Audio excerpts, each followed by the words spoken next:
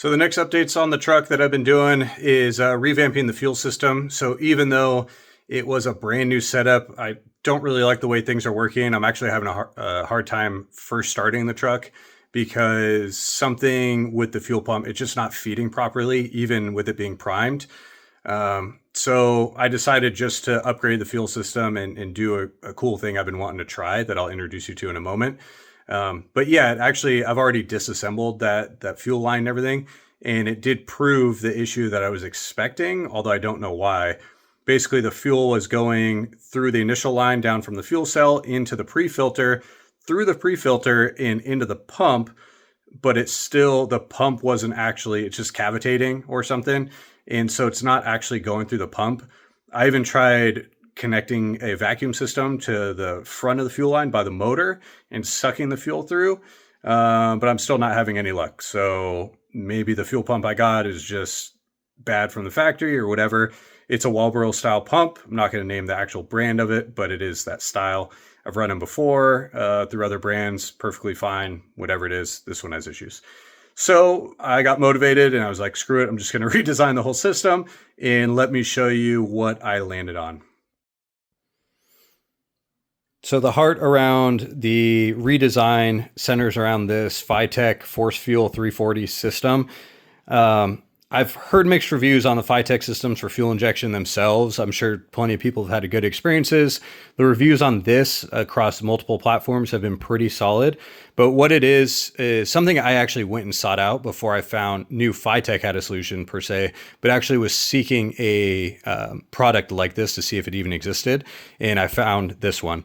So this is their 50004 force fuel system. It has a 340 liter per hour pump. Feeds up to 800 horsepower, so more than what my truck makes, which is nice because I want to oversize the fuel system to make sure I don't have any issues there.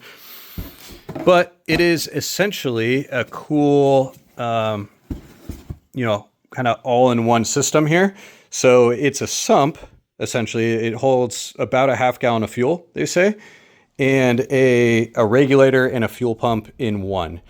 So you can see it has a fuel pressure gauge on top, so it regulates it to 58 PSI.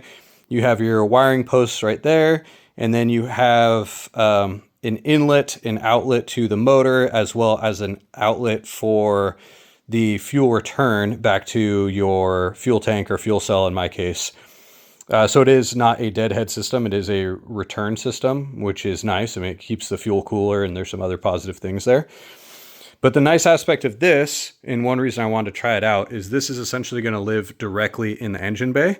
So the fuel pump is going to be really nice and close to the motor. So our fuel pressure should be as consistent as possible. Plus the pump is going to be all submerged in fuel in this. So we don't have to worry about a lot of extra noise. We don't have to worry about it overheating, exposed to the elements, rocks or other things kicking up as we're off-roading this beast. So yeah, there's a lot of positives there. Hopefully this fuel pump sees a nice long life. I want this thing to be as reliable as possible, even though it looks pretty OG on the outside. All the internals and everything are designed for it to be a reliable truck. So this system also includes a bunch of stuff I'm not going to use. I might use this fuel filter. I haven't decided yet, but it does come with a 10 micron fuel filter. So this would be the one that goes after the pump, basically before the motor. And then it includes some rubber fuel line, fuel hose clamps, and then a bunch of different fittings that you can run with the rubber line. I'm running a braided system, so I'm not going to use any of that. So let me show you what I'm going to use instead.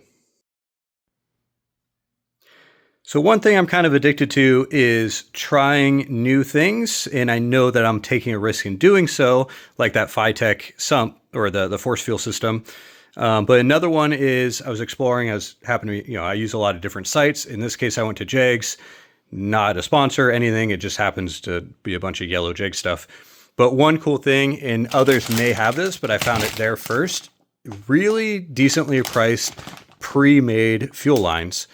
So I'm running a 6AN system. That is what all the inlets and outlets are on that force fuel system. I forgot to cover that. They're all -6AN. And what I did is I basically just planned ahead of time and decided how the fuel line is going to route from the back of the fuel cell there through the truck up. The force field is going to be mounted right here, basically, because I deleted that whole heater box. And so I've got a flat firewall right there that I can utilize to mount it. But yeah, I took measurements, kind of gauged where the fuel line is going to run in the truck and everything. And then I was able to order these kind of prefabricated hoses that are going to suit my needs. One limitation is they only come with straight fittings. So if you want any 90s or anything, you basically just have to plan ahead and get some. So I've got various 90-degree fittings to suit my needs, whether it's male to 6AN, like that one's a 3/8 MPT or 6AN. So basically I just planned ahead with the fittings. So all their stuff is really reasonably priced. Hopefully it's good. The reviews are good. So we'll see. I don't want a failed AN fitting in the middle of nowhere. But really what's feeding that force fuel system is I ordered this Earl's low pressure but high volume fuel pump. So it runs quieter, which is nice. I've already tested. It's not loud at all. You do hear it, but it's not loud. But this is going to be backed by the fuel cell itself. So I'll go back and show you how everything's kind of going to be mounted.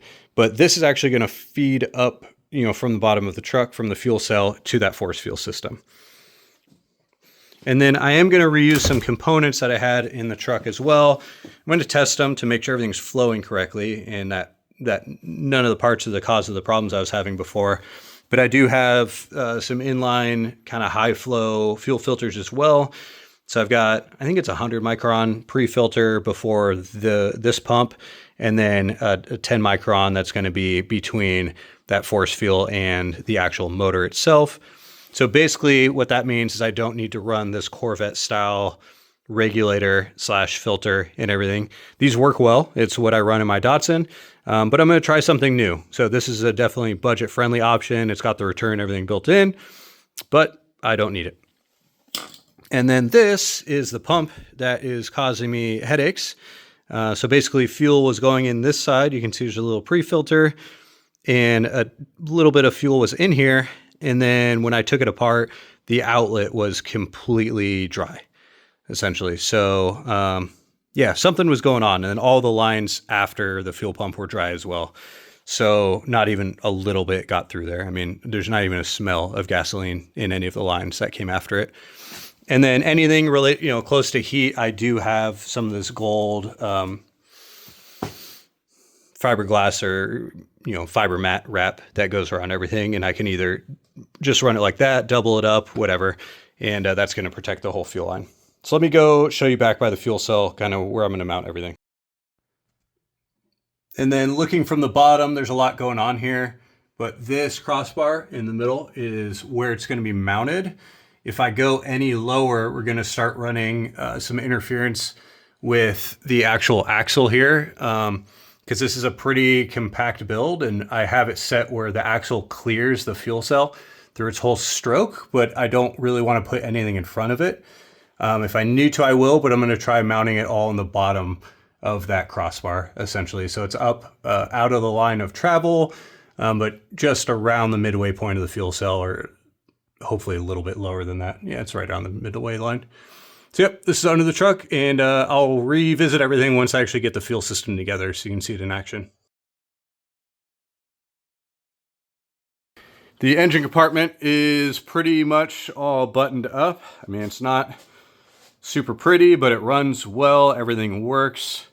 And I've just been going through seeing what rubs, what's getting warm, all of the things, and kind of coating it all. So for example, up here, this is kind of ugly, but it's just covering the final fuel filter before it goes in the motor.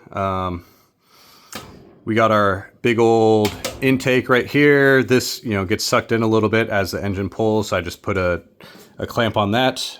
We got our fuel system right there for the surge tank, and the fuel pump, the high pressure fuel pump lives in there. And then it's fed by low pressure, high volume fuel pump from the back. So we got a 1/2 gallon of surge. So if this thing gets off kilter or whatever, it's not fully picking up from the fuel tank in the back, then we should all be good for a while.